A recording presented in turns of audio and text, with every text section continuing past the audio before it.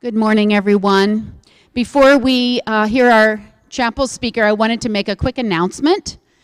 You may or may not know that this is National School Counselors Week. As you probably all have experienced, we have wonderful school counselors here. Ms. Trotter for K through 8 and Ms. Katz for the high school. And that sometimes feels like a thankless job. I always think of the counselors as sort of the glue that holds us all together.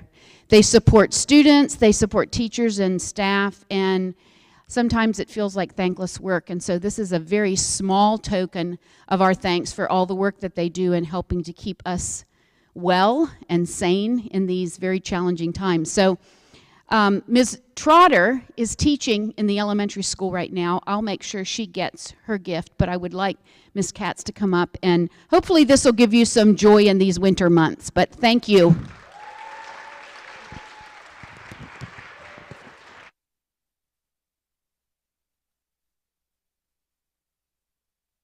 Thank you all.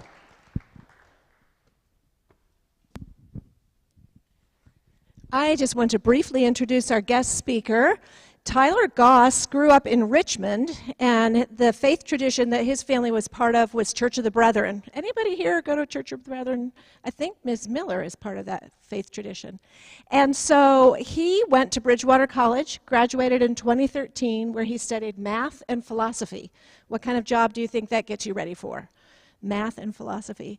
Well, soon after that, he pursued seminary studies up the hill here at Eastern Mennonite Seminary, and also got a master's degree in conflict transformation, because he wanted to learn about peacemaking, and in addition to his biblical studies. So his current job is Director of All Things Fun for students at EMU, and he's coming to share with us this morning. Welcome, Mr. Goss.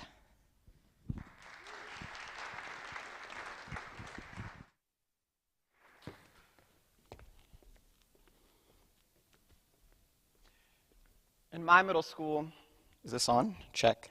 It is. In my middle school, you were cool if you played on the school's soccer team. I mean, if you were a guy and you played on the boys' team, you were Mr. Popular, big shot, you were hotter than hot, but in my middle school, I most certainly was not. Looking back, I was too shy, small fry, 4 eyes with some shin-high socks. I rocked a haircut stuck in the 50s. Hey, that's nifty. Yeah, let's not. Middle school was rough, or at least it started as such. See, my first year, I was the lone 6th grader placed in the 7th grade lunch. I'd often sit alone with no peers. I'd go home in tears saying, "Mom, I'm not known or seen. I mean, I'm not bullied or anything. I just don't exist. Amidst the 7th graders, you're no one if you're from the 6th. So I sat alone. In my middle school, you were cool if you played on the school soccer team, and one day the 7th grade soccer guys sat at the table in front of me.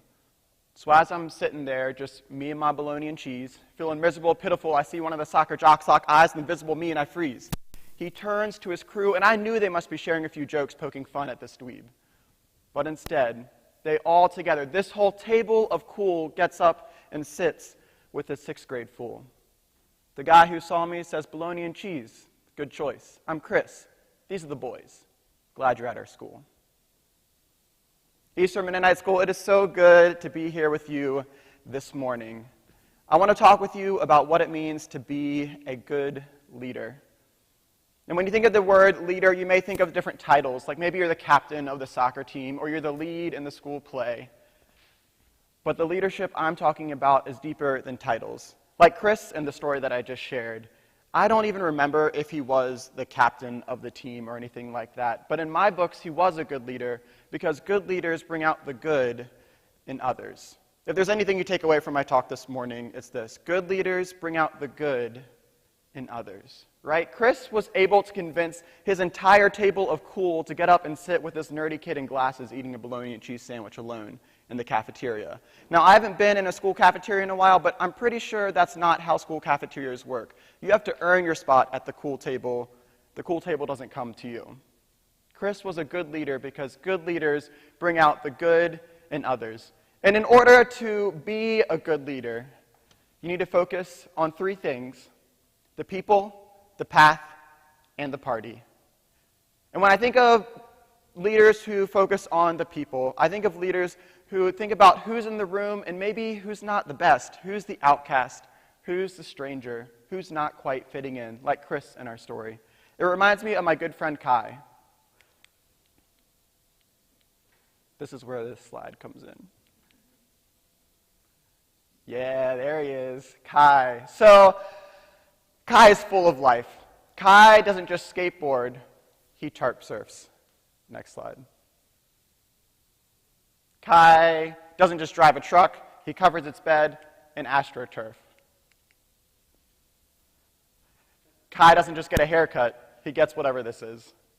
Kai is full of life, but when he was in high school, he was growing up without a lot of money. He was without a stable father in his life, and his mom had to work multiple jobs in order to get Kai to go to the good private school on the other side of town, because Kai came from the poor side of town, and no one from his side of town went to that school. So even at that school, Kai was an outsider. He was a stranger. And it was in high school that Kai realized the most unfortunate fact. He stank. No, he straight up reeked. Kai smelled so bad that one time the principal had to come to him and say, Kai, I've gotten a few complaints that you might smell a little bit. And Kai said, I know, it's just that my family's washing machine broke a few weeks back. We haven't been able to fix it, no one knows how to, and money's a little tight.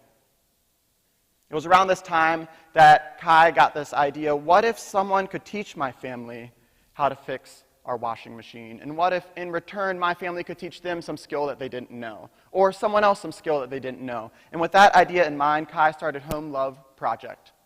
Home Love Project is a nonprofit organization that operates on the basic principle that everyone has something of value to teach, and everyone is valuable enough to be taught.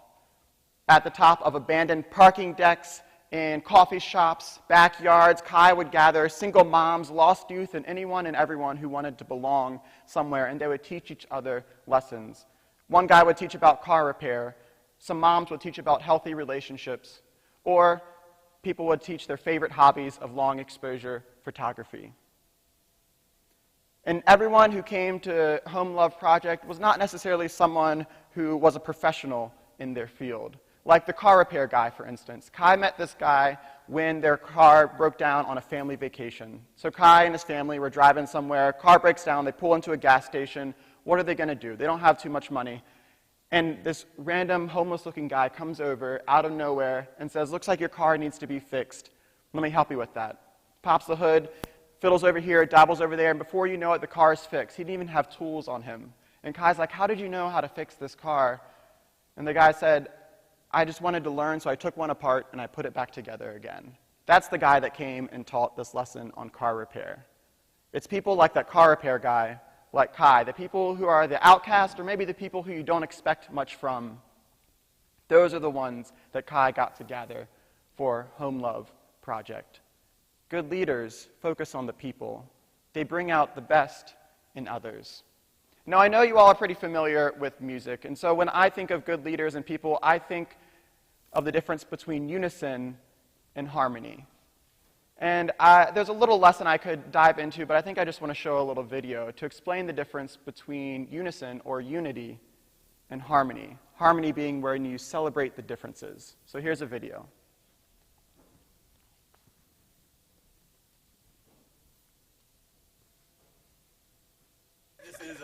This is Joe for Metric Music. We're back again. Just wanted to demonstrate a little bit of the difference between unison and harmony with Beyond Steels and my sister Robin. So we're just going to check it out, and you guys show us what it's about. Right. As the deer panteth for the water, so my soul longeth after thee. Now we're going to harmony. You alone are my heart's desire, and I long to worship thee. All right, that's good. That we can is stop beautiful, it there. man. I feel like I should go to church. So yeah. So unison, or unity, sounds good. Everyone doing the same thing, everyone bringing the same gifts to the table. But did you feel that when it hit the harmony? When those differences were not only acknowledged but celebrated? That's when the real magic happens. In fact, I really love this guy's face. Can we go back to like 35 seconds or so and start from there? Look at the guy on the right. Yeah, right there. Perfect. Start it there. Aw.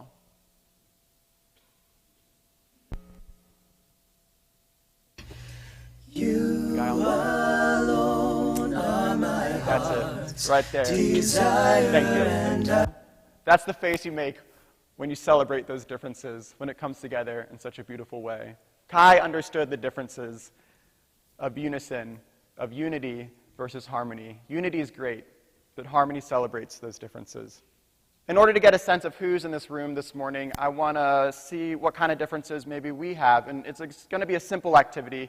I invite you to stand up if what I say applies to you, and all you're going to do is stand up, and then after that you'll sit back down. So, for instance, I am someone who loves dogs. If that's you, stand up.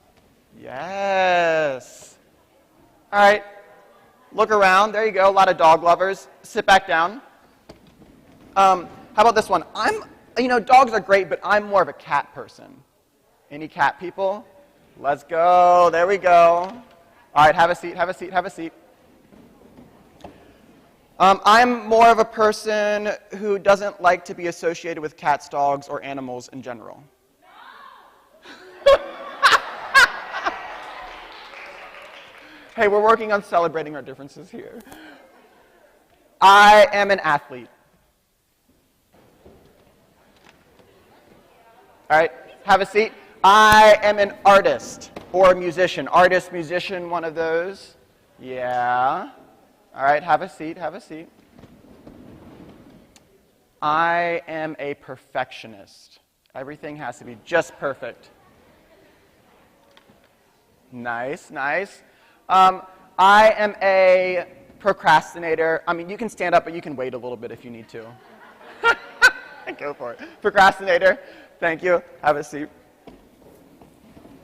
Oh, here's an interesting one. How about if there is a conflict between my friend and another friend, I'm the one to step in and try to resolve it. I'm trying to make the peace.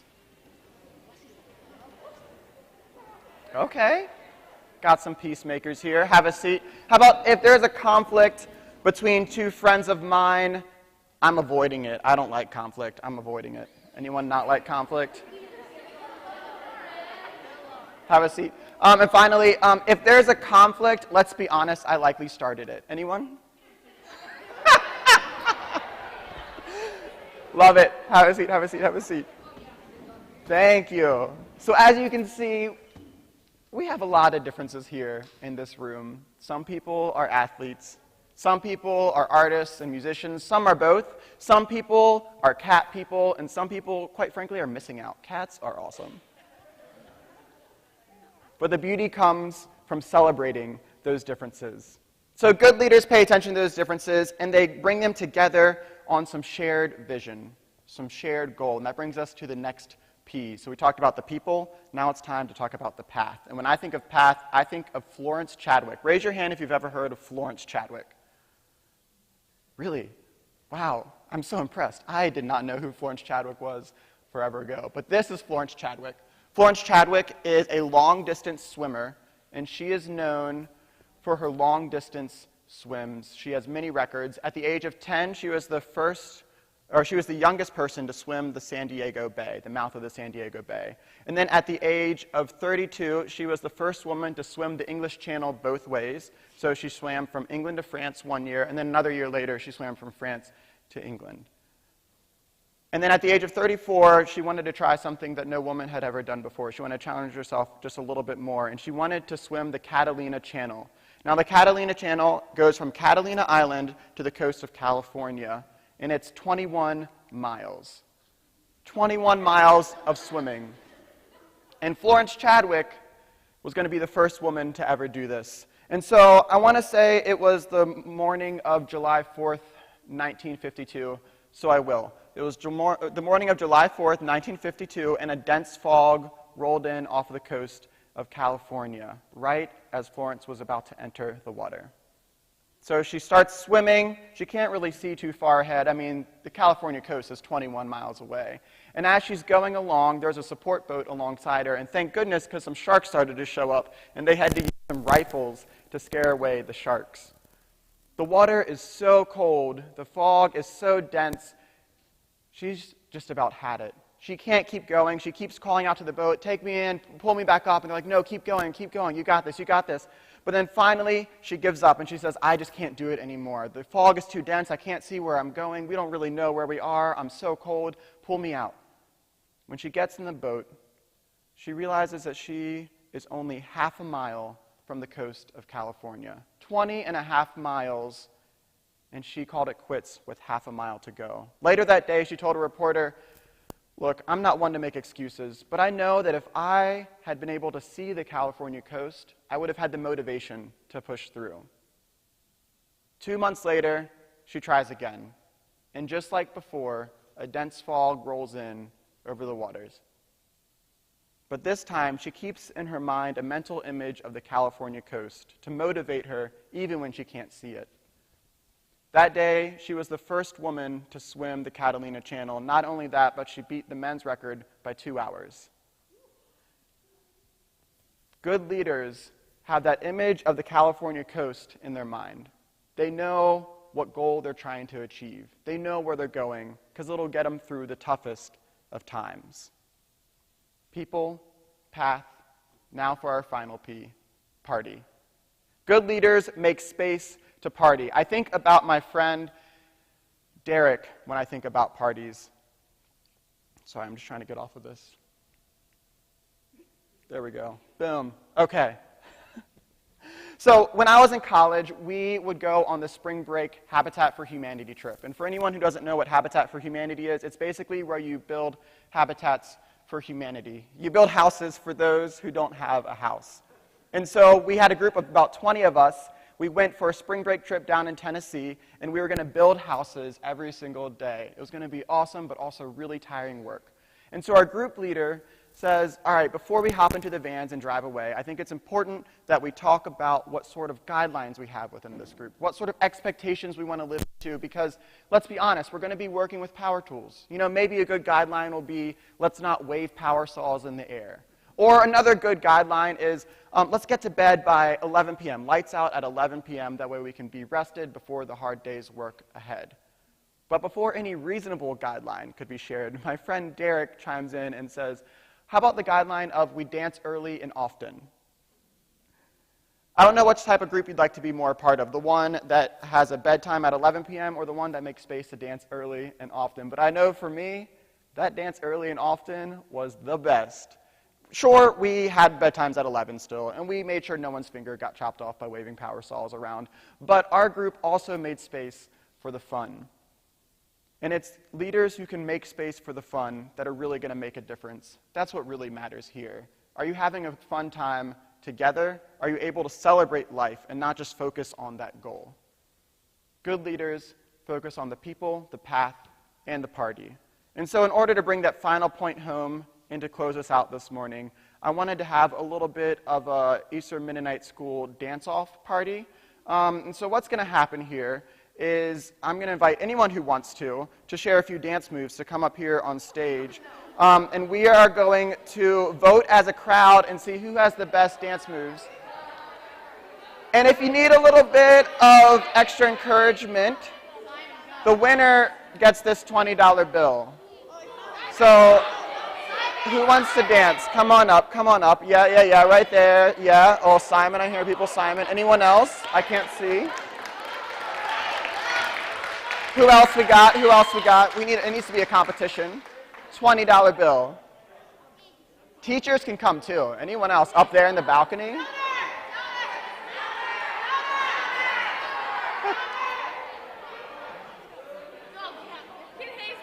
Oh, we have someone up there? Yeah. Woo! I see a lot of fingers pointing. Anyone else?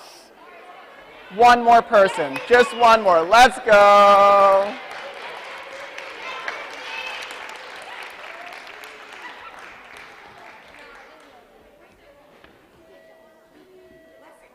All right.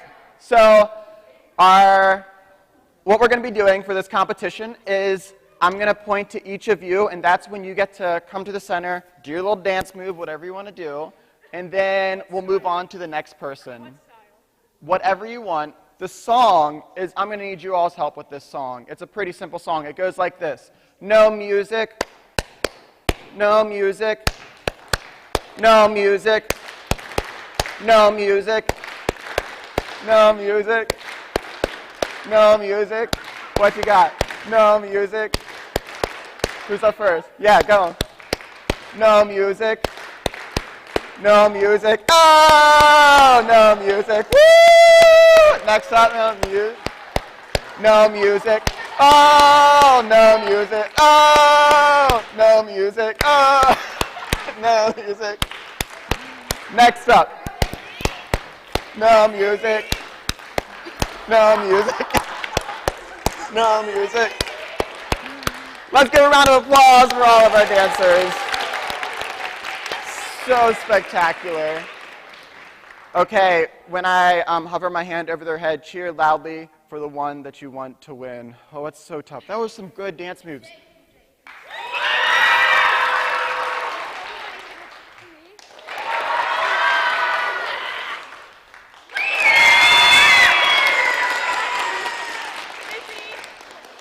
It was really close, but I think our third contestant, congratulations. Here you go. Thank you all so much. You all are dismissed. Thanks for coming.